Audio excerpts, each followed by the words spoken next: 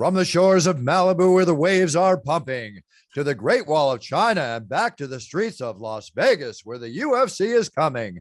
We are live. This is It's Time Radio, the show where we talk about what you think about but may be afraid to voice. Do not worry, we'll voice it for you. It's No Holds Barred Radio, folks. UFC, film, politics, TV, sex, drugs, rock and roll, you name it, we talk about it. And there's a lot to talk about today. I'm here with my co-host, TJ DeSantis. TJ, how are you? I'm good, Bruce. How are you? I'm good, and I'm here with a good friend. Somebody else will announce in a second, but I'm very excited to have one of my favorite fighters, my favorite UFC personalities on the show. None other than the amazing, the wonderful, the UFC champion, Rose Namajunas. Thug Rose, how are you? Hi, honey. Good. I'm really good. Very cool. The shirt. Who are we representing today? I can't see. Oh, you know what's crazy? What does it say? Team Chose. Chose Martial Arts. That's the very first taekwondo school I started at in Milwaukee. So yeah, it's actually cool because I actually was able to go back before the Whaley rematch. And because I was sort of filming something that's not done yet, but yeah, I went to talk to them, and it was cool because everything's pretty much the same since I was there when I started when I was 5 years old. So they had all the student creed on the wall and everything like that. It's really, really cool. Just sort of bring back a lot of memories of, starting out. Yeah, for sure. Yeah, I mean, it was old school back then too. They used to hit us, not hit us, but hit us with bamboo sticks, to get our stance lower and stuff and step on our knees. Really? Yeah, it was crazy, but nowadays that doesn't go over too well. No, nowadays you just sue the dojo and they go out of business and they got nowhere to train. Yeah, you can't do that anymore.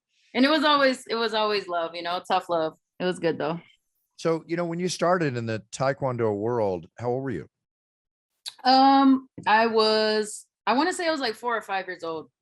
And okay, for instance, I'm second degree black belt in Tang Soo Do, and I studied a lot of different styles, but I got very heavy into that. But then I wanted to go into real fighting, so I got heavily into kickboxing. So when was your transition?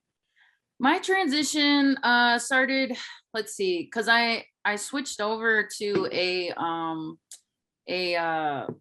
karate school, but I wouldn't say it was traditional karate school. They did a bunch of different styles and stuff, and that's where I kind of got introduced to jiu-jitsu. Mm-hmm. And I think I was a preteen. I was probably, or maybe a young teenager. I might've been 13 years old when I actually started learning the basic positioning of jiu-jitsu. I mean, it was a karate kind of black belt dude teaching it, and he was just watching UFC. So it wasn't okay, I'm really learning from a real jiu-jitsu black belt or anything. But I mean, I got the basic, mount positions, all those things, probably when I was around 13 years old. And I think I jumped into a competition without really having much experience around that age as well. And so I would say that's kind of where I started to branch out a little bit at that age. But there was a bunch of different styles. Even at that school, I started stick fighting a little bit, and that was pretty fun. We put on all the gear and stuff and whack each other with sticks. That was pretty cool. No problem. We used to do that in the park. Right? Just let's do it. And as far as I know back in the Tough Series 20, I think was your introduction into UFC. Yeah. So before that, did you fight? Pardon me, but did you fight professionally at all in any other organization before you entered the UFC back then? Yeah, I was. I did. Let's see. I had 3 fights in Invicta as a professional. So I was 2-1 going into the Ultimate Fighter show. Hey, Bruce, you need to look at Rose's flying armbar in Invicta. It's probably the sweetest flying armbar in MMA history. Really? Yeah. Yep. Yeah. That was my second pro fight. TJ, were you working Invicta back then? I was not, but I was watching and I was blown away. Yeah, that's when Invicta was I think there was just so much all the talent that was just kind of spread out. We all just came together at that time. It was pretty cool. Also too, Rose, look at that guy. Well, 12 seconds. Oh, it's Pat Barry. Here we are. God, look at those eyes. Let me see those eyes again. I'm telling you, this is the bad guy in a movie. I don't know why they haven't cast you yet in a film, Pat. I mean, come on. I'm still waiting for the call. That's right. The call's there. Come on, all the casting directors watching the show today. This is Pat Barry, okay? Yeah. Rose, She can play anything from a top-notch model to a gritty fighter. Okay, He's Pat. definitely better at acting. I'm okay. He's been acting ever since he stepped in the octagon. Come on, we've been watching that act. It's all an act.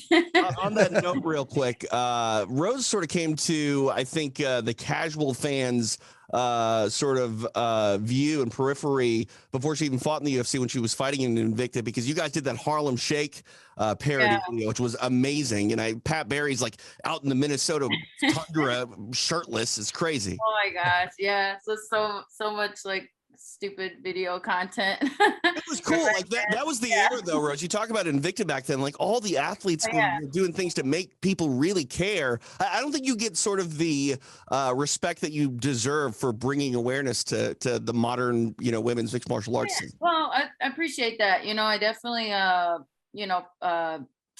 that is something that I utilized a lot more early on in my career, was like social media kind of presence and stuff. And, it'd be cool to kind of tap into that again. And just sort of, definitely a Harlem Shake video was pretty cool, because it was funny. Like I wasn't gonna do anything because it was like a contest. I guess all the they gave like a $1,000 or $2,000 bonus for the best like Harlem Shake video, but I submitted it like a day late, so I didn't win, but I think I still had the best one. Awesome. So Rose, obviously everybody, we all love you. I mean, you have such an amazing, strong following. You're an amazing role model. To me, I consider you one of the best female role models in the sport for many more reasons than just your prowess when you're in the octagon doing your thing. And, you came off every fight of your life from the last, I would say, basically every fight of your life is always the biggest fight of your life. Okay. Yeah. So you just came off the biggest fight of your life against Carla Esparza. We all know that, she's, I like Carla a lot too. I mean, she's an amazing wrestler, the whole bit. And, I'm sorry to see that you suffered the loss, but at the same time, in my opinion, you didn't suffer a loss. You just suffered another experience. Yeah. Right? Yeah, for sure. So how's it been for you since then? I mean, I always like to know what you're doing. Like, what do you do to overcome the loss, aside from explaining what the loss was all about? I'm not so much into that now. I think anybody with a good eye for fighting knows the technical battle that you were in and how it went. But since then, what have you been doing to calm yourself down, or, get yourself back in the mode? I mean, what do you do? I mean, do you run? Do you see movies? I mean, do you and Pat like spar, or what do you do? Hey, that might be coming up. But no, I lately I've been in the garden a lot. Obviously, I think anybody that follows me knows I'm in there. I had to, I got a late start on this season just because the fight and whatnot, but I planted a bunch of stuff. And so that's like the main thing. And then I have a bunch of stuff, that I push off or whatever, like, just adulting things. So I gotta, do all those things. But things have been really I've definitely had my down moments for sure, but as far as like other losses, this one is it stings, but it don't sting that bad, like right. It's fine. And if anything, I know that I'm just gonna reinvent myself and just be a lot stronger from this. I think that was an experience that I needed. Things didn't go quite according to plan.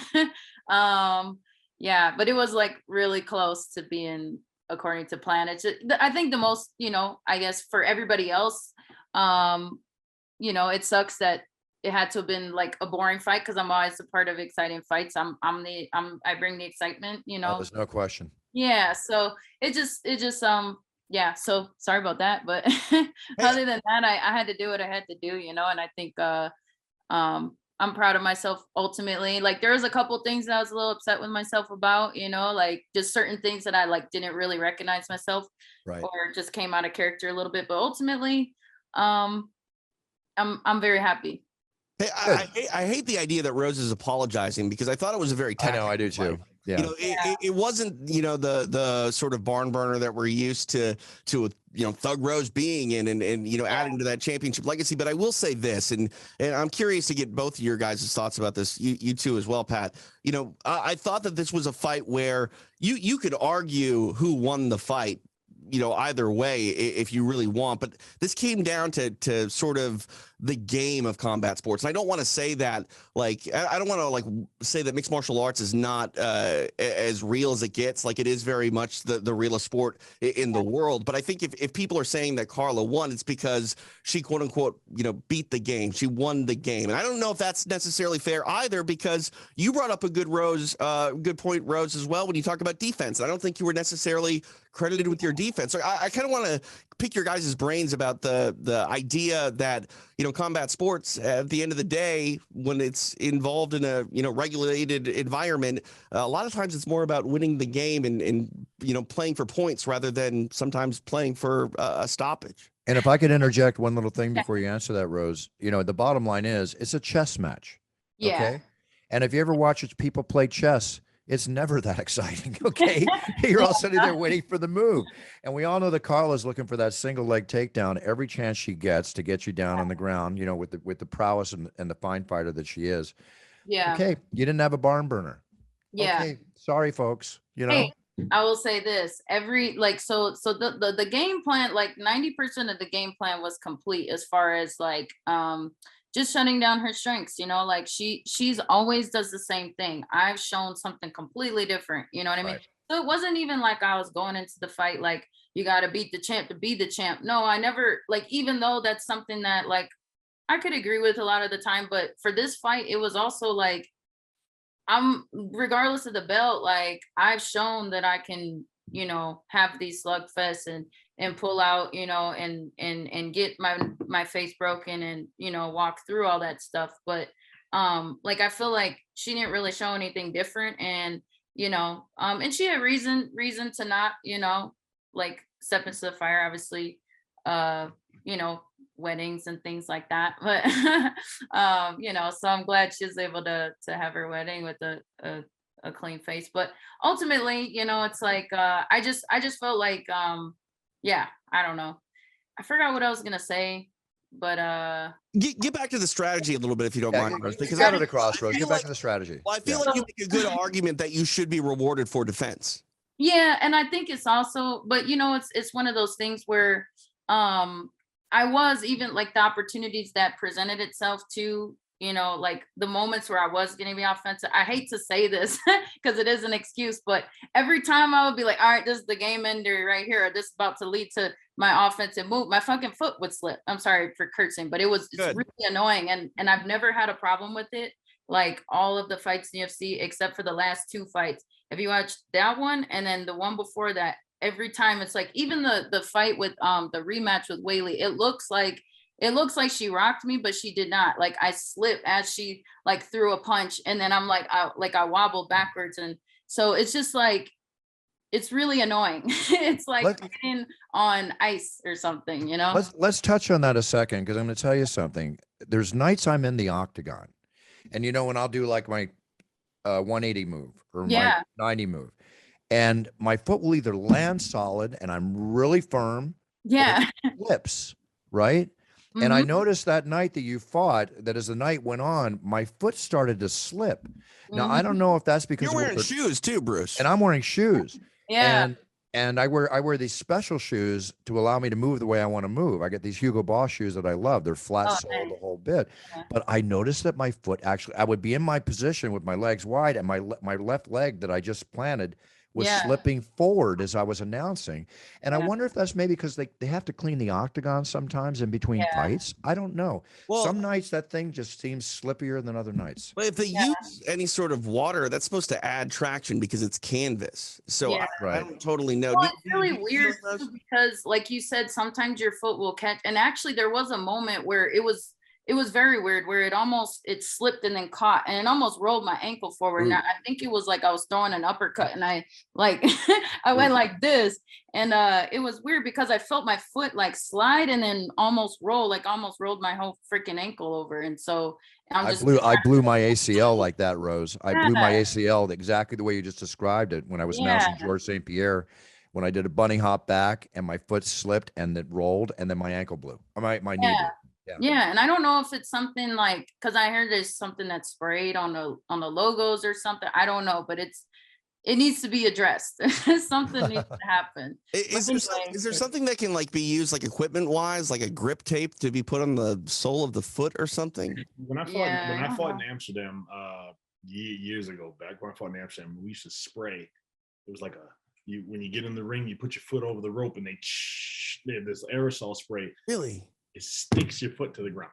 Like a football player sprays in their hands or whatever. You used to spray that on your feet, but I don't think they don't allow it or something.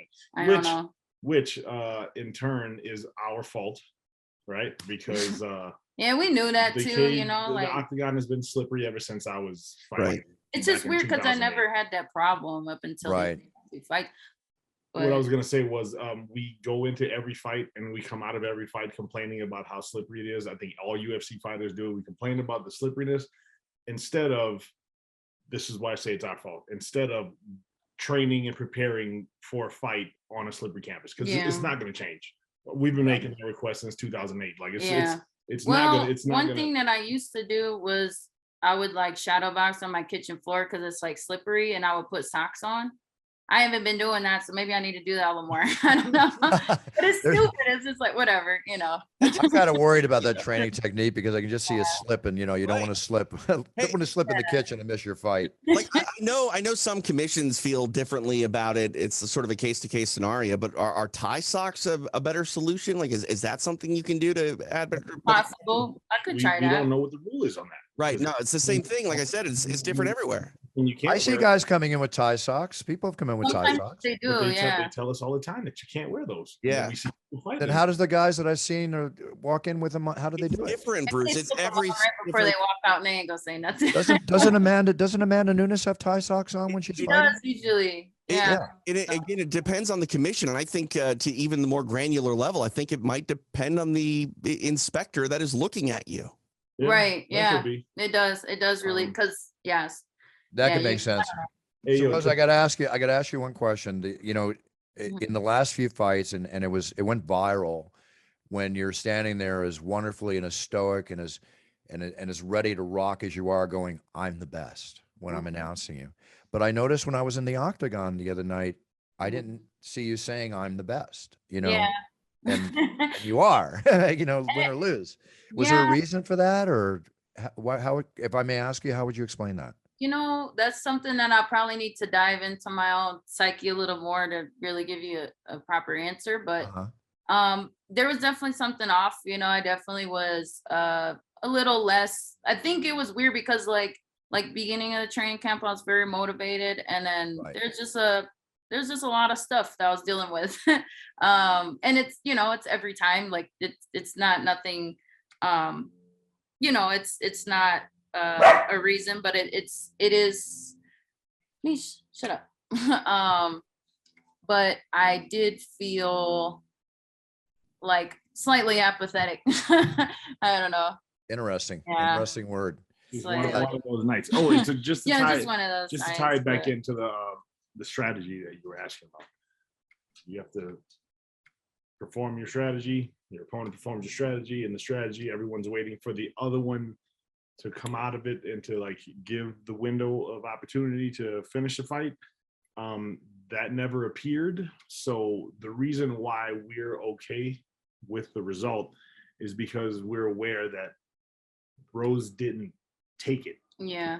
I think the apathetic use of the word is only applied to the context of, in order for me to basically make my opportunity, like, because the couple slips that happened in my mind, I was like, okay, this, in order for me to make this thing happen, like I kind of have to force it, and there's a huge risk that comes with that. So, and normally I have no problems with doing that, but in that moment I was like, I don't know if this is the time to do that. I usually do, and then that moment there was just a bunch of calculations in my head that's like, I don't know if this is the risk that's worth taking right now. In my life, because I'm a big poker player, right? So, and poker and fighting, they relate mentally, and it comes down to this: at some point in poker, you decide to put the guy to a test or the woman to a test, by putting all your chips in, by going all in. And there's only one of two things that's going to happen when you do that. You're either going to knock them out, submit them in our game, or you're going to get knocked out and submitted. There's just one. That's it. It's going to go either way. And in a fight that wasn't necessarily passive, but was the way that it was, she's worried about your long distance, your ability. She's going to walk into those punches. You're dealing with the wrestler and the single leg, double leg takedown potential, all that goes with it after that happens. That's what made it a technical fight. And win or lose, Rose, at least as the saying goes, you didn't get the crap kicked out of you. It wasn't like, this dominating factor that I've seen you do to Joanna and other people. And for the like coming out of that fight now, just after feeling her, because obviously we knew we both had improved. I felt like my growth was exponentially like larger, but at the same time, like I didn't know exactly how much she'd grown. So I was kind of going into it like, now that I know what she feels like, I don't necessarily like, I had that respect for it, but now I feel like, my wrestling strength was, I don't know, I felt pretty damn strong. So I feel like confident to be able to stand up if I wanted to, or even take her down. And I did it towards the end. So to me, it's like, if I ever, got that opportunity again, I'd feel way more confident in that. But we didn't know any of that until after the fight. It's just, but it took. Wait, Pat, what did you say? We didn't know any of that until after the fight, though. Yeah, and it sounds kind of lame because it's like, well, I had 25 minutes to take that risk, but I just was like, shit, I don't want to take the risk right now. Rose, the night's not the night. Yeah. You're gonna keep popping your head in and out like that, great. Pat. You're This is like VH1, VH1, like the Jack in the Box. VH1's pop-up video back in the day. Just with Pat. It is the pop-up. Yeah. Rose, listen. Yeah. I mean to listen. I mean, the reality of the situation is, okay, you're coming off a loss. You're going to deal with it. I mean, you fought Zhang twice. You got the split decision over Jessica after, dealing with the other loss by Jessica. It's not a question of asking you when you're going to come back. It's all about when you decide to come back. This is your world. This is your oyster. This is your life. People can come to you. You can get a call tomorrow morning from Mick or Shelby or whoever's handling your matchmaking. And there's nothing wrong with you saying, I'm not ready. Or you say, hey, get me back in there. But this is all your decision. None of us have anything to do with your decision. Okay. We're not in there. And that's why when people boo or whatever, I look at them in the audience, no matter how great they are when they're raving. And when they're booing, I basically go, I'm thinking to myself, will you shut the F up? I mean, you're not in there doing this. I had a King of the Cage one time years ago, right back, like King of the Cage 4 or something like that. And there were two overweight heavyweights, if you know what I'm saying, doing their thing. It wasn't the best fight. And the crowd is booing the hell out of them. Okay. Now we're not on TV. We're being taped for videotapes. I got in the octagon after I announced the winner. I said, and listen, for all of you in the audience that's booing, we have a table over here. We're taking signups for a special tournament at the end of the night where you get to fight me, Larry Landless, and Herb Dean. And for all of you that are booing, we'd appreciate if you sign up, or will you please stop booing and respect the fact that these fighters are doing everything they can for you. You know what? They stopped. It was only 2,000 people. They stopped booing. I mean, it went down to a complete minimum. Wow. It's like respect. Nobody is doing what you're doing, Rose. Nobody can tell you what to do. Only Rose and Pat can tell you what to do, Yeah. And I think it's just the expectation was so high. The thing is like, but ultimately, there was a lot of other exciting fights and there was lots of blood and it was a good night. Yeah. Things like, I was just like, oh my gosh, like it was even scary for me to watch, like certain things, and it's just like, okay, just go take a snack break if it's boring to you, like, I'm sorry, but the thing is like ultimately that was like, I don't want to disappoint anybody, but at the same time, it's like, we kind of knew that, like, I was thinking at least just the first round. Yeah. Once I figured something out, I was expecting the first round for some boos. So it didn't really, I was just expecting that. And then I just never came out of that part of the game plan. Right.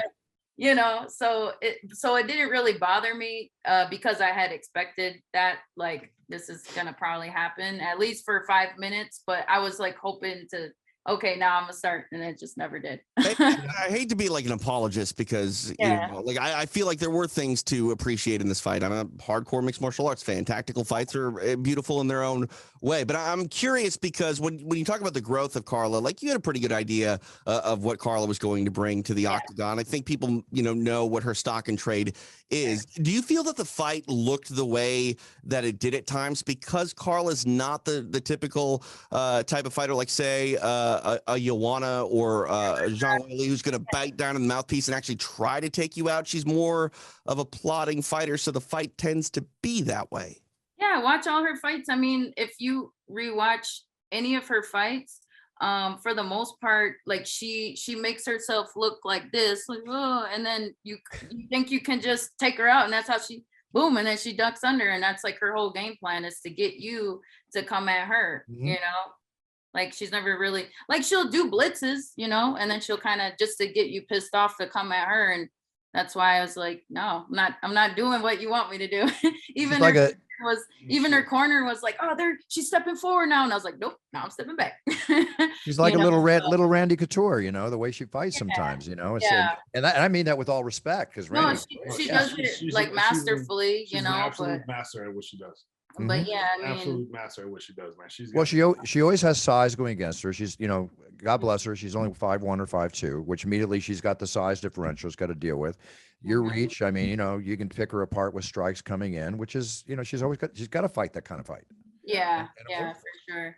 And like now, so I would know what to do a lot better now. I know like certain things that I could have did better even just in my preparation, but ultimately it's like there's always adjustments you can make regardless of win or loss. So it's like it's all just about what's the next, turning the page, what's next, like just getting back to martial arts and just like gardening and improving myself as a person, and then see what's next. Improve yourself as a person, get back to finding your passion and your fire to reset it off. I mean, it's only right. But, I'm just going to go down a small list here. You deserve nothing but respect for the warrior spirit and the warrior that you are. And I'm going to tell you why. In all the times you've been in the UFC, you fought nobody but the best. I mean, starting with Carla, Angela Hill, Paige Van Zandt, Carolina, I can't always say yeah. I'll get it when I announce her when it comes to the octagon. Michelle Waterson, Joanna, Jessica and Zhang. Hall of Fame resume, Bob. Hall of Fame resume. Look at that pedigree. Nobody can argue anything. I don't want to hear anything from anybody. I just want to hear that you're happy. You guys are loving your lives together. And when you're ready to come back, I just hope I'm still there. And that's it. Yes. Hey, I will be. I will be. The day you're not, I'm done. I'll be there. Speaking of Hall of Famers, let's be honest. Daniel Cormier, no one knows who Daniel Cormier is if he never screams Thug Rose 800 times. Yeah. Kidding, obviously. Yeah, it's done. No. So you guys got any trips planned? I mean, listen, you got a great relationship going, and as Pat knows, I can't wait to hear the day that I can announce you walking down the aisle of love forever. But I think you're doing that now anyway without doing it. So no, I got to figure something out, because that would be really cool. And I'll definitely let you know when we plan something like that. But right now I want to, I'm just like on a little property search, like I want to either get some land or maybe buy a house. I don't know exactly what's what. One of the downsides of being a fighter, like we've been on this land search here in Colorado for a while now, but then we realized quickly that we don't know anything. Yeah. We don't have any education or dads. Let me give you a little advice, because I come from Malibu, where I grew up with brush fires my whole life. Okay. Yes. Wherever you buy in Colorado, because of the fires that happen there, do your research and make sure you're not in one of those fire zones, because they do have a tendency to go up again about every 7 or 8 years, God forbid. Yeah. I mean, I know. That's my point. Yeah. When you say like land search, are you talking about like a land to build on, or like you want to make this garden massive and like start a farm? That. Right. And obviously I had been into airships for a while. They're just like these self-sustaining houses. So I want to build one of those, but that's awesome. Gonna take a while. So I gotta like kind of just take my steps. But ultimately, like a homestead or a farm or whatever it is, I love doing that. You talked about that last time on the show about the I guess that it's a home that basically takes care of everything. How do you explain that again? It's like it's off grid, and it it recycles its water. It treats the sewage on site. It It collect, obviously solar panels and stuff, but even like one of the best kind of it temperature controls everything the way that it's built, because it has like within the structure it has like Right. ram tires and things, and just depending on where you're at, like in the world climate wise, they adjust it to where you're at. So it's like a all inclusive off-grid house. The house stays the same temperature all and year it long. it uses like some recycled materials and stuff, so it's like you're not just like, okay, now starting off by doing something better for the planet, you're actually like cleaning up some stuff, so like certain place, especially here in Colorado, it's good for like the way they build it. They use it with like the earth ram tires, so like in colder places. And so there's billions of tires that just go to the landfill, and then they just sit there all the time. So tires, bottles, Yeah. cans, bottles, yeah. It's not a house made out of garbage. Yeah, it's like yeah, but they make it real beautiful, like like the bottle they put in all little artistic ways, and it's like a stained glass windows, and it's really cool. Yeah. It's That's a house really made cool. out of garbage, but it's Yeah. not a garbage house. It's Yeah. So I have to ask, because I think you guys have the DNA to make some amazing children. Oh, thanks. Is that and would the house have one or two extra rooms? Is that something that potentially do you think about in your future? I definitely thought about it. Very cool. Yeah, it's definitely crazy. Pat's eye. Look at Pat. Look, Pat. You don't see Pat, but he's crossing fingers. His eyes are going up. Okay, yeah. Okay. Obviously, just with like the world that we're living in, it's like I think it's a crazy world to like bring kids into, but at the same time, it's like God says be fruitful and multiply. So I think it'd be a beautiful thing. Hey, I mean, you get one of these all-inclusive houses, as you put it. You can bring kids into the world and then decide when you actually want to let them go out to the outer world. Yeah, there you go. Yeah, That's the idea. For sure. I don't think I've ever seen a man's reaction so happy and facially speaking as Pat is during that last bit of conversation we just had. What's funny is I definitely thought about that, and I have also thought about adopting before too. So I guess it just like depends, Yeah. But yeah, That's okay. I think you'd make a great mom. Both would be cool, but We'll start off with another puppy first. You know Yeah. what? It's the old story. When you yeah. decide to fight again, when you decide to have a kid, we'll all hear about it and we'll all go like this. Yay. Okay. So Yay. it's all good. Yeah. It's all good. Can It's all I good. just say though, real quick, like dogs, like puppies, they're harder than children, I think, for You a think brief so? period of time. Well, I don't have nothing to base it off of, but My mom says you can't legally put a kid in a cage for 8 that's hours. true. Yeah. TJ, did you just say it's harder to take care of a dog than a kid? Oh, my maybe I had like an exceptional baby, but my kid was a lot easier to take care of than my English Bull Terrier. Maybe I had an exceptional dog. I don't know. Well, and that's what's funny is, like, I thought about getting an English Bull Terrier. I hear they're really like Oh, stubborn. they're amazing. Yeah. Yeah, but they're very hyper, right? They're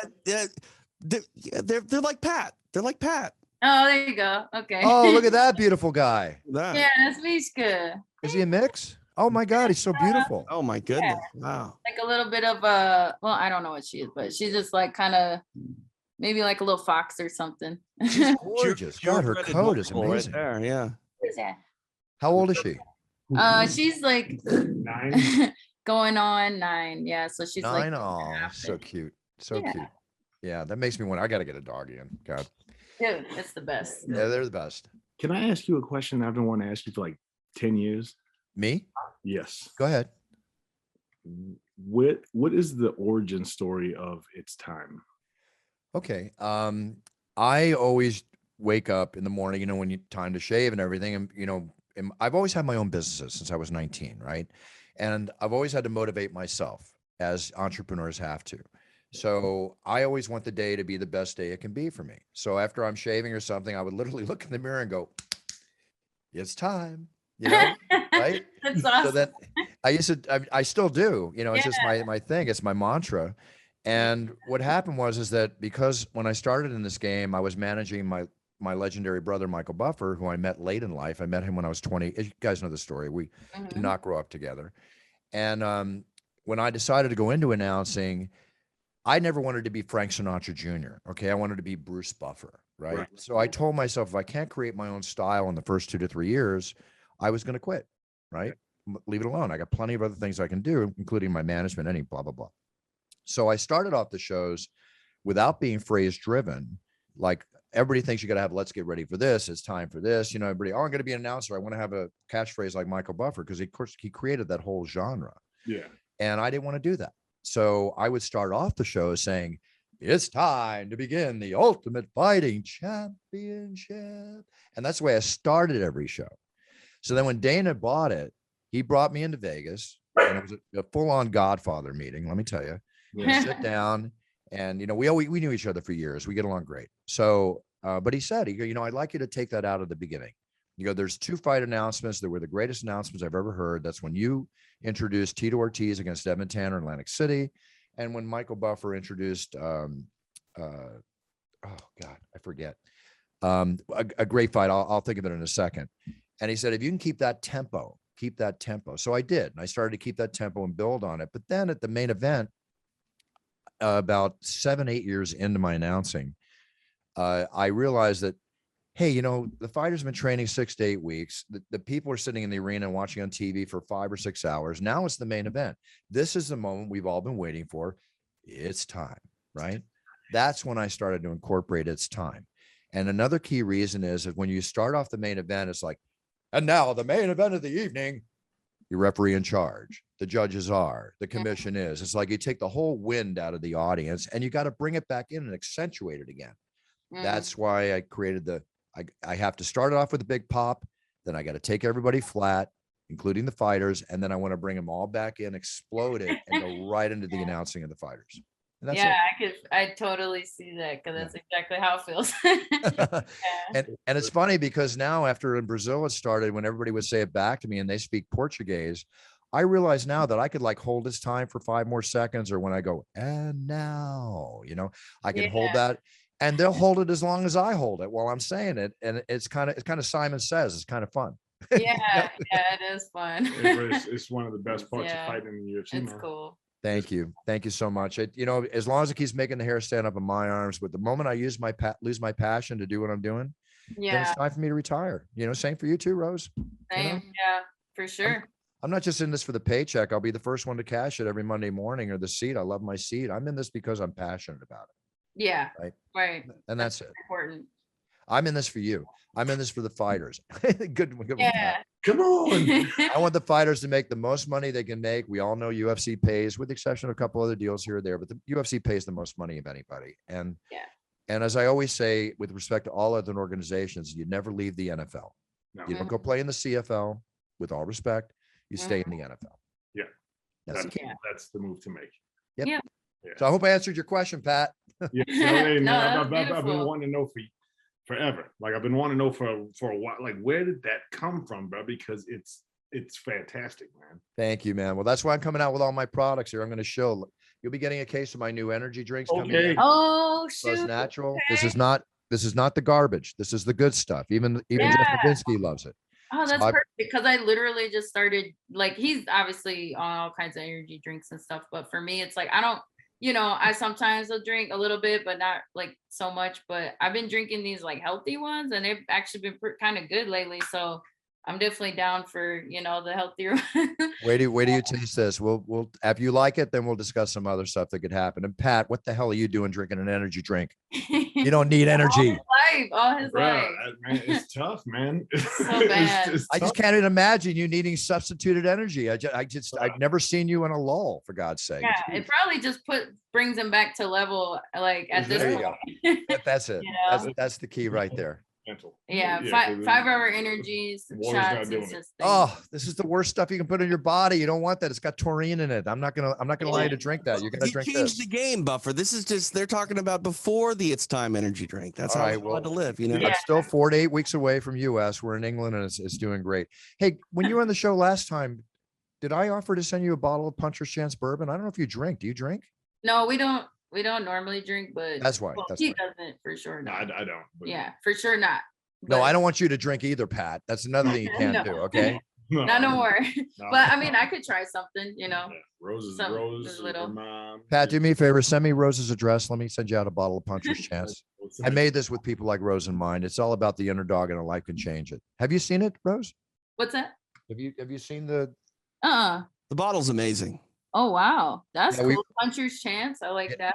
That's cool. We won 6 gold medals, 3 for taste, 3 for bottle design, and we just got voted the top 5 best sipping bourbon in America. So Really? Okay. yeah, shoot me an address. I'll have my people send you out a bottle. Yes, please. Thank you. If you like it, shoot me back a little video or something. Show me you like it. Okay. Yeah. Okay. I'll put it on social media, sell another 10,000 bottles, and then we'll hire you to promote it. Sure. I sent the address just now. Yeah. All right, thanks. I appreciate it. You guys want to promote? Oh, Rose, do you have any anything to promote? Like, how can we get like Rose Namajunas merchandise aside from UFC and stuff?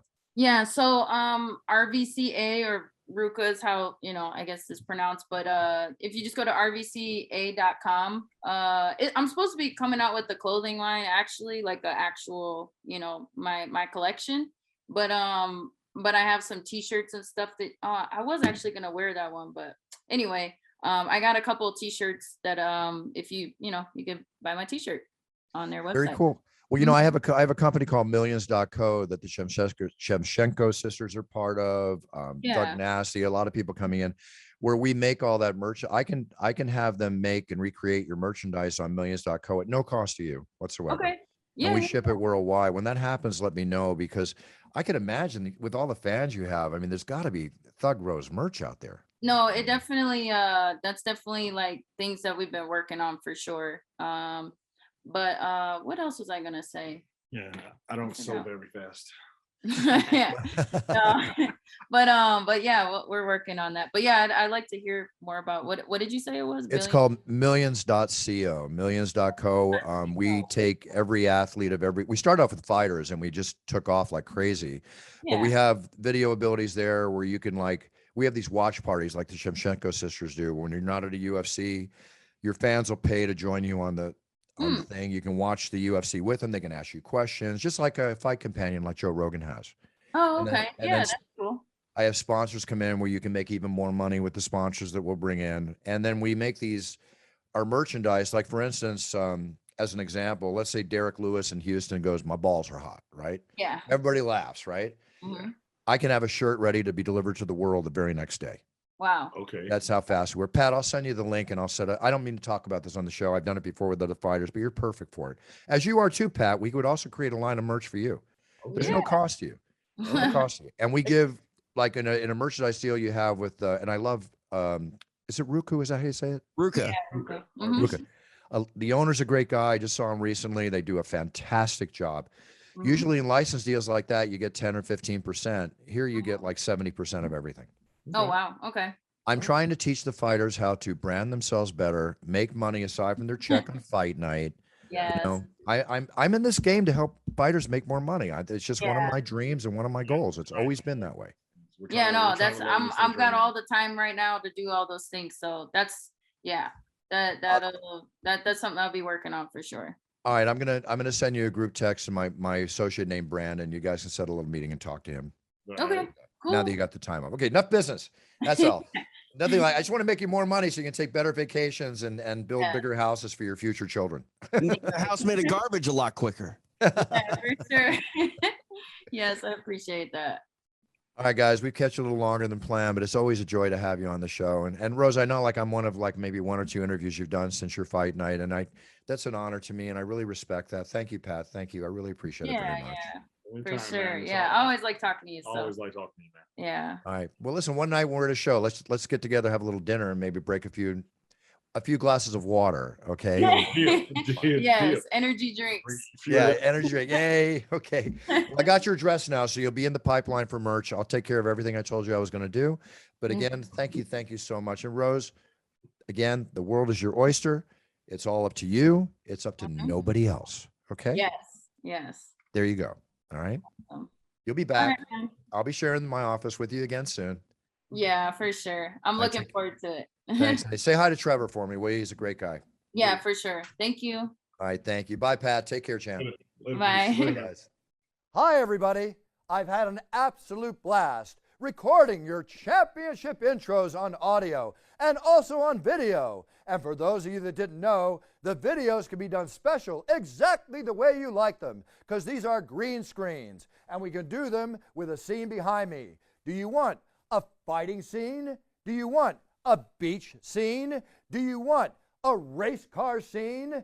Any scene you want, we can give it to you. It's your theme and my pleasure. Just write our offices and we will answer you with the exact fee involved and how it'll get done. So here we are, and now it's time, and it's your choice. Cheers.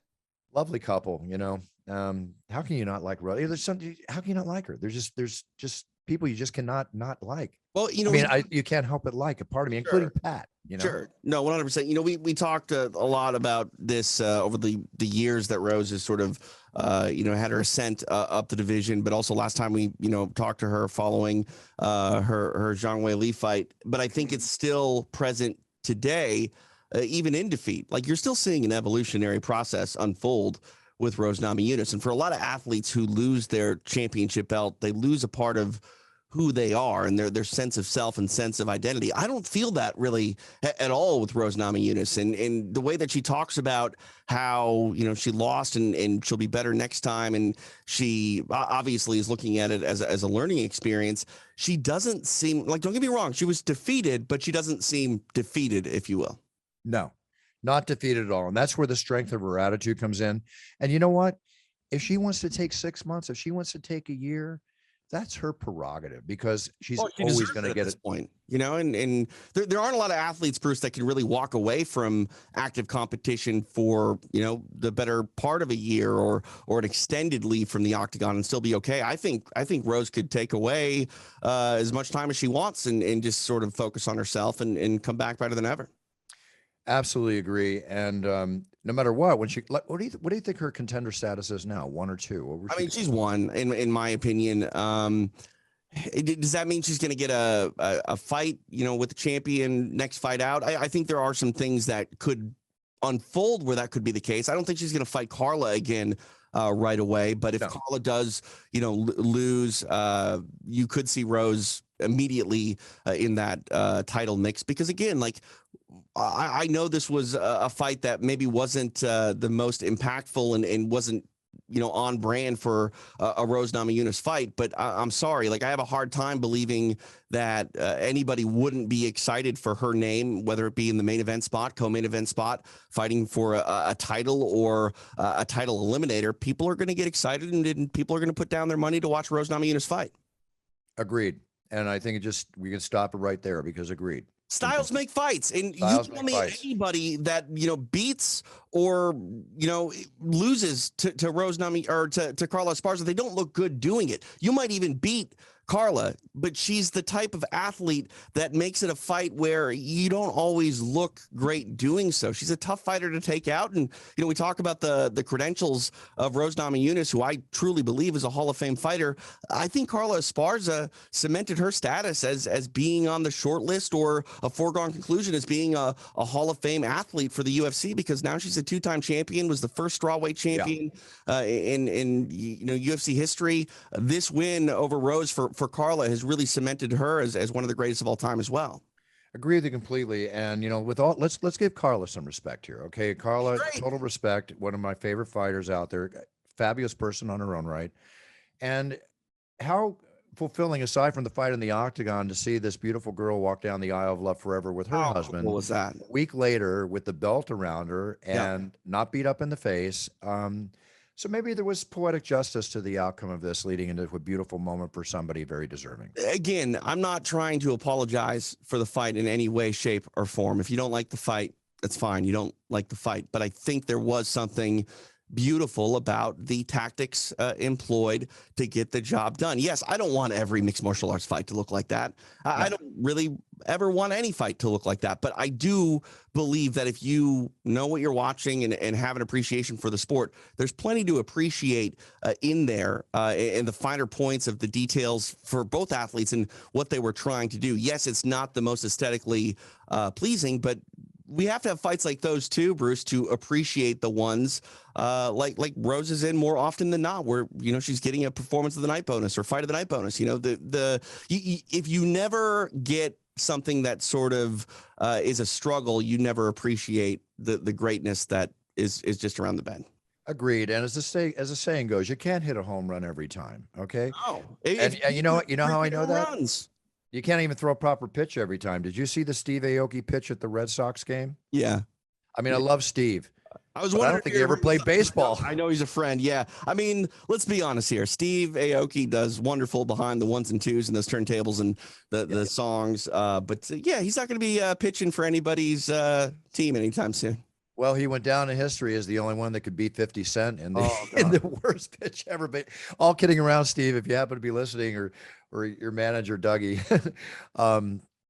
like Steve wrote, he was very comical about it. He put out an Instagram and he goes, I think I'll stick to throwing cakes. Do you think he knew what he was like, what he was in store for? Because like you don't go out, like, do you practice? I would practice personally. When I threw the first pitch at the Dodger game, I laced the plate. It was about 4 inches off the ground, but doesn't matter. The plate, I was right from the rubber. Yeah. But I threw pitches I hadn't thrown a ball in over 10 years, and I threw pitches with one of the catchers on the sideline. You have to, right? Well, I would think you do. And I don't think maybe Steve warmed up, and he looked like his windup was there. But when you throw a cake, you lob it. So maybe he just, there was too much of a lob in his release. But whatever the case might be, he has such a good attitude. It was fun. Everybody enjoyed it. He got a ton of publicity off it. So all PR is good PR. Just spell the name right. What's that? Just spell the name right, like you always say. Yep. Write whatever you want. Just make sure you spell the name correctly. Just make sure you spell the name correctly. And speaking of spelling the name correctly, Tom Brady, he's going to go, they saying after he retires, he's going to be an analyst for Fox on football. I think that's really cool. I'm surprised he's going to do that. I mean, maybe not, because he is like this consummate professional and like lifelong, competitor. And I think that there is a whole nother level of competition, in broadcasting that will probably satisfy that itch a little bit when he does walk away. But I mean, this is a guy that absolutely 100% doesn't need to do anything ever again unless he wants to. And I think it's cool to see that he wants to, get into that side of the sport when he is done. But man, I don't know when he's going to be done. I'm not a firm believer in the idea that we're always going to go into a football year as, this is the last year for Tom Brady and have it stick. You know what I mean? So we'll find out. You know what? He has a standing offer, and it's like, I've said this before on the show, there's a term in Broadway. It's the smell of the grease paint, the roar of the crowd, which is the same thing I'm going to face when I get older about, can I walk away from the octagon? As long as I can be away from the octagon. I'm never walking away. If I go down to 1 or 2 shows a month or whatever, but I'm never walking away until I have to walk away. And like I mentioned earlier, my passion wanes and it's time for me to walk away. You'll still be pressing the button for the hologram when you can't do it anymore. We'll see what the future holds. But, Brady with his marriage, his what seems to be a beautiful family setup and everything else, he might be in for more work. I don't know if he realized the amount of work that goes in there, but then again, I think he does. And I think that's what attracts him to it. Okay. Now, also speaking of the NFL, did you hear about the kicker that's suing the NFL Jaguars for $3.5 million? He's suing ex-coach Urban Meyer for physical and verbal abuse. Wow. He wants $3.5 million in salary and damages for emotional distress. I know coaches don't like kickers a lot, Bruce. Yeah, I know that too, but it just seems like a money grab. But then again, there's always two sides to every story. We don't know. It's hard for me to think that any athlete would really sort of admit to that because, football especially, it's a sport where you want to be strong. And the idea that you were harmed in a certain way, whether it be, physically or mentally and emotionally, it's for upper echelon athletes, you have to sort of let go of something and be vulnerable. And the idea that, this athlete is saying like, look, like, I think this was inappropriate. The relationship that, was here and what you did affected me negatively mentally. Like, not a lot of athletes, I think, are going to allow themselves to even get to that self-realization because they are so game-face, hard-headed, moving forward with the motivated mindset, if you will. Yeah, I'm with you on that. I can't really comment beyond that. I'm going to switch gears here a little bit to go into a couple of stories I want to talk about while we have the moment here. Also too, a boxer named Musa Yamak is dead at 38 years old. Oh, no. Not from boxing. He had a heart attack in the ring. Well, I mean, then it kind of was from boxing. Yeah. Oh, yeah. I'm sorry. Okay. Yeah. I hate to say it's not the typical blunt force trauma to the brain that we hear about. No. When a handful of boxers pass away each year. I'm sorry to hear about that, though. No, I mean, obviously, I think there needs to be some investigation done. It's very rare that any high-level athlete's going to pass away from a heart attack because they, are required to be in such great cardiovascular shape. Right. yeah, that's, I mean, thank your lucky stars, whomever you believe in as a higher power, whether, you always say like God is the guarantor of your own destiny. Isn't that what you Governor of your own destiny? Right. So, if it's yourself that you thank for getting through another day, or a higher power, I guess always be thankful, because you never know when it could be your last. Whoever your God is, I hope he bless you. And again, let me repeat that. God, again, when I preach that, governor of my own destiny. Right. Because ultimately, as an individual, we are our ultimate God, because we have to, no matter who God you believe in or what advice you get, or Even if you have to make the power, decision. right? Even if you believe in a You higher have to power, make you the got to believe that you're the one that's, pushing yourself day in, day out. Exactly, with the help of whatever you get your power from. Sure. So now another thing that's been horrible, these shootings this weekend were ridiculous, TJ. I mean, this Buffalo shooter, You know what's sad, Bruce? My wife brought this up to me and referenced a mass shooting. I can't remember where it was, but that's the issue. I can't remember where it was because there are so many. Like the one that she brought up to me, I had no recollection of, and I had to look it up, and I was like, wow, how many of these are we dealing with each year? It's way too many, obviously, but way more than you probably think at this point, because we hear these breaking news stories, Bruce, and we just like, yeah, that's not surprising. No, I mean, in Milwaukee on Friday night, 3 outside the NBA arena, 17, 3 blocks down the street. It happened here in Orange County. Arrested.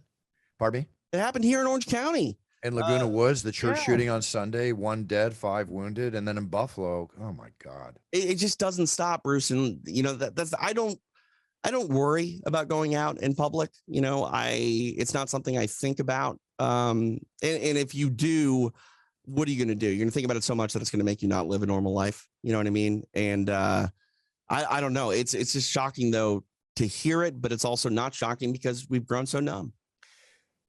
It's an ongoing thing, TJ. And again, when I think about 20 years ago, it's the type of thing we read about maybe once a year. And now it's like almost every week. And it's just, or definitely every month. And we'll leave it at that. I'm just have to say again, as lovely and wonderful as society and life is, you're not safe no matter where you are. So this is the hardest thing for me to wrap my head around. I have a 10-year-old son, and when he came home from school and told me about the, active shooter drill that he had to deal with in school, I never had to deal with any of that. Fire alarms. I mean, Columbine happened when I was in 9th grade, but even when that happened, it was still so foreign to everyone that it would ever happen again. Do you know what I mean? Like, yep. we made some sweeping reforms, I think, as far as security was concerned at my high school at the time, but never did I ever have to participate in an active shooter drill. And I don't know what I would do, Bruce. It's interesting. The mall in Orange County, South Coast Plaza, it's like a higher end. Yeah, I was just there. Right. So I was there 4 or 5 years ago, and there was a smash and grab in one of the jewelry stores inside the mall, but it was called in to the police as an active shooter. And I was eating at one of the restaurants there, and our waiter came over and said, "Here's the bill. Take care of it whenever you want to, but I just have to ask you, please do not leave. We need you to stay in the restaurant." And I was like, "What's going on?" And he didn't tell us any information. So I got on Twitter and typed in South Coast Plaza and read some reports that there was an active shooter reported in the building. Again, it wasn't, but I left, Bruce. I wasn't going to sit in the damn restaurant Of course like not. a sitting duck. Like, that's what I don't understand either, is we have these active shooter drills, but I don't feel like they're really beneficial in the idea of taking action in getting yourself safe. It's more like hide under the table. Who wants to hide under the table and wait for their ultimate demise? That just puts all the power into the shooter's hands. Like I want to be proactive in my survival and not just sit there and wait and hope. I can't agree with you more. It's just a horrific situation. But with that being said, all I can tell everybody out there, what I tell everybody all the time, the best self-defense is to know where you're going, not to put yourself in situation. Right. If you see something happen, stay away, avoid it at all times. That's why you sit with your back to the wall and back to the wall, eyes on the exit. Within 30 seconds, I know how to get in, I know how to get out, I know where everything is. That's and you've always thought that way, no? Always. Yeah. You go through a couple of hellacious bar fights, and you better know how the hell to get out of there. Okay. And that's the thing too, Bruce. Not even like just talking about the idea of like mass indiscriminate shootings, but like, when people have conflicts, at the bar, we see them escalate to these shootings. And yeah, I'm not condoning violence, but like, man, whatever happened to just getting into a good fist fight and sorting it out that way? Nope. We've talked about it in the show. Those days are over. I hate it. I mean, I don't want to get in a fist fight, but no, I don't want to get shot. Last thing I don't need any more of those, but if it happens, it happens. It is what it is. Here, another thing too, this is a victim situations as a result of the Ukrainian war going on with Russia. But right now, McDonald's is leaving Russia altogether. That is insane. Think about that. Think about, all the restaurants. 99 billion, served worldwide. That's their whole tagline. And we're talking about Russia, which is massive. It's a massive country. And for McDonald's to make that decision, that sends a message, I think. I mean, as silly as that sounds, I think people in Russia are going to have to sort of think, okay, well, if this massive corporation is deciding to, leave and give up this market, maybe there's things we need to think about and look through through a different lens. Yeah, and I'm not trying to coin a pun by saying this or make a joke, but you know what? Maybe it'll make Russians eat healthier. That's all I can say. Now, on another end, get this: thousands in Britain, in the UK, thousands of fish and chip shops could probably close within a year. Why? Because the cod and cooking oil they need for their cooking is under severe strain to be supplied because of the Russian assault on Ukraine. Really? I mean, I guess I'm under. So it's the oil you're saying? Cod. They claim it's because of the cod key ingredients, including cod and cooking oil. Which is very, very key. I mean, I guess I don't understand exactly what the oil is and how it's gathered, but I assume it would just be vegetable oil, right? Well, possibly, but here's another thing: the prices are going up like crazy. I'll give you an example: a case of Icelandic cod, which used to be in England basically $176 or 140 pounds for our UK friends listening right now, has now gone up to 270 pounds or basically $331. It's almost doubled in price. Is it because maybe the fishermen that catch that, are they Russian and there's sanctions against doing business with Russia? I don't know. It doesn't give all that information, but basically there's like 500,000 fish and chip shops in England. 500,000 small businesses. Yeah. Now remember, these are small businesses. So when prices go up like that, you're talking in food. The main profits in restaurants is in the drinks, the Cokes and this, that, and the other. Because you get like an ounce of like fountain cola or fountain drink is like a penny an ounce. And they sell it for $1.50 or whatever. Exactly. It's like movie theaters make their money off popcorn and Coke. Right. Yeah. Okay. So here, basically, they're paying 83% more for sunflower oil compared to early March. Oil. Got it. Right? Palm oil, which is an alternative, has doubled in price from Indonesia, which is the biggest importer of palm oil. Okay. It's just making a strain. I mean, small businesses cannot afford to do this. It's odd to me, though, that it has something to do with Russia. Like if your oil is coming from Indonesia, I don't know. I mean, that's the thing, though. We've learned so much about supply chains and shortages that nothing really surprises me. But hey, as far as the cod price is concerned, I don't know what they make the fillet of fish, but McDonald's might be able to sell some of their stock now that they don't have to be in Russia. They can just sell it to England and you can get your fillet of fish and chips. Interesting point. I wonder if the McDonald's stock is suffering just from this one announcement. I'm going to check that after the show. The other thing is that this was announced by the National Federation of Fish Fryers. So we're hearing it from the horse's mouth. Right. Yeah. Okay. All right, TJ, I'm just trying to think here. Oh, you know that China Eastern crash that happened, that down plane? I did not hear about this. When did this happen? Just a few days ago. Okay. They feel it might be a deliberate act by the pilot. Oh, man. I don't know how that's being investigated, but that's what's being investigated right now. And on the lighter side of life, I'm sorry to go. I hate the fact that I go from that kind of story to this. No, just don't finish on it. Just don't finish on it. I won't finish on it. But Chris Helm's Thor hammer, going up for auction. Okay. How much? I'm gonna say $1.2 million. No, 100,000. That's way cheaper than I thought. And the reason I thought that was because like comics are such a big thing, right? Like the whole movie industry now is built on these franchises. So I thought definitely would be worth. I mean, I don't know, buy it. If you got the money, buy it, because that thing's going to appreciate in value tenfold very quickly. Well, speaking of appreciation, one little bit of collector talk before we go. This is a 1961 Fleer unopened basketball pack that could have Wilt Chamberlain's rookie. Not the first time it's been on this show. Right. Now, my birthday's Saturday. Uh-huh. Turning 65 on Not Saturday. buying you one, Bruce. I'm not. No, you don't have to buy me anything. Okay, good. Just your friendship, love, and affection. Okay. You got it for life. Brian, we had a family night last night. Brian made pasta. The family came over, the boys, and we watched The Godfather. We had a Godfather night. Okay. All right. Because the boys never saw The Godfather, one of I've the never 100 seen greatest it. movies. One of the 100 greatest movies ever made, which I think if you sat down with your son, you would have a good time watching. It's 3 hours long. No way in hell he's watching anything for 3 hours. Gotcha. So Brian, now this is the original pack. And this pack used to come in a box Right. that would contain 24 of the packs. Mm-hmm. This pack I bought for $1,100 6 years ago, now sells for roughly about $7,000-8,000. Wow. Okay. And unopened and Mhm. graded. Brian gave me a gift of a box. What? Now, not a box of the packs. That would make that crazy. That's still pretty crazy. Look at Now that. this Wrapped in is- everything. Yeah, this is wrapped the way it should be collecting. It's a box where the packs are not in the box. Now, give you an example of collecting. Brian paid $260 for this in 2013, right? Okay. And he sold it. One sold for $676 a few years ago. All right. Okay. And this box is worth roughly about $1,100 now. Just Man. Isn't that crazy? Like, see, for me, like I'd be like, sell it, Bruce. But like No. you always talk about how you got to sit on it. 10 years from now, conservative prediction, 10 years from now, this box is $5,000. Wow. And this pack is 30. Wow. Okay. Prediction. All right. All So right. you're not going anywhere. Nowhere.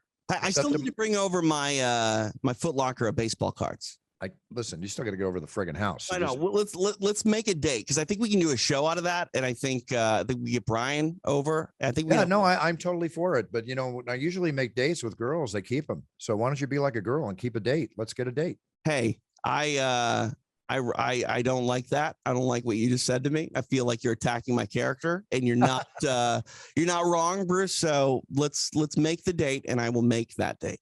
Lunch is on me. Trust me, it'll be a fun few hours for you, TJ, and for me too. Okay. Yeah. I mean, it's going to be heartbreaking for me because we're going to open up all my baseball cards and realize that they're worthless. But there might be some gems in there.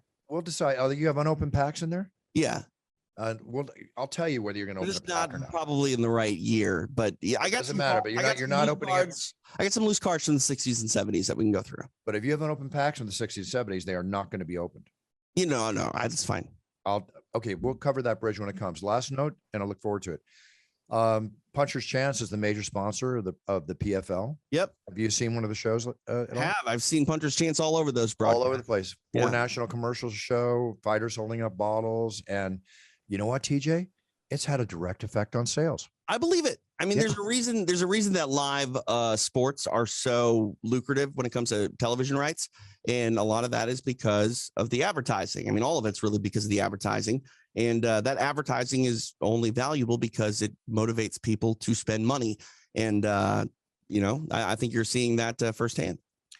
Thank you. I am. 2 last notes. Glad to see that the Congress finally taking UFOs seriously and taking a stand on them. We know they're out there. We've talked about it on the show. UFOs have always existed. We just didn't know what they were. They're just unidentified. It doesn't mean they're aliens. It just means they're unidentified.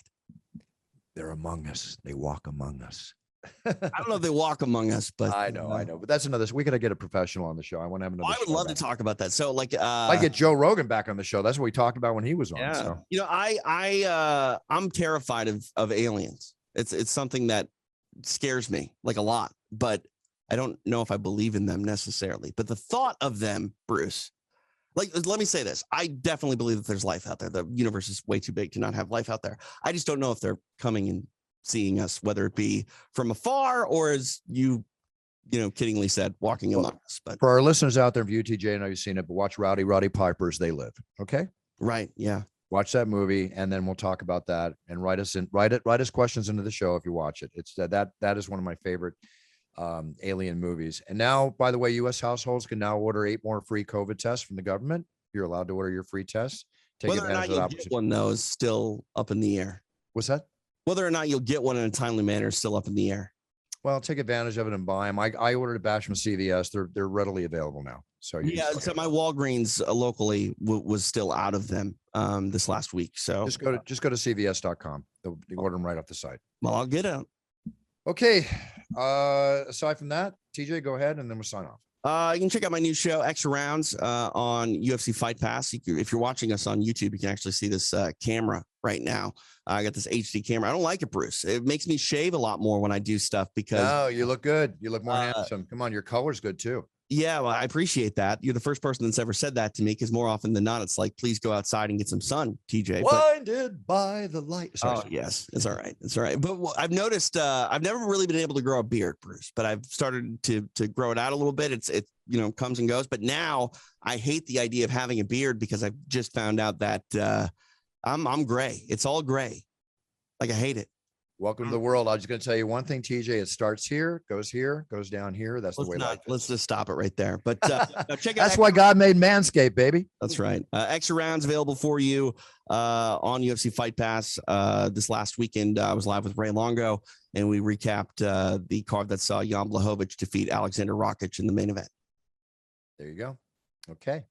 All right, everybody. I will not be in the octagon this weekend. Joe Martinez will be taking over the announcing duties, and I'm sure he'll do his great job as usual. I'll be watching. I'll have a great time watching the show. We'll be back next week with another guest. I am taking this weekend. Pardon me? Happy birthday, by the way. Thank you. I'll talk to you before then. So happy birthday. Thank you. I'm taking. You're going to be 52 years old. It's crazy. I'll compare my body to a 30-year-old man walking, but there is an erector set going on inside at certain places.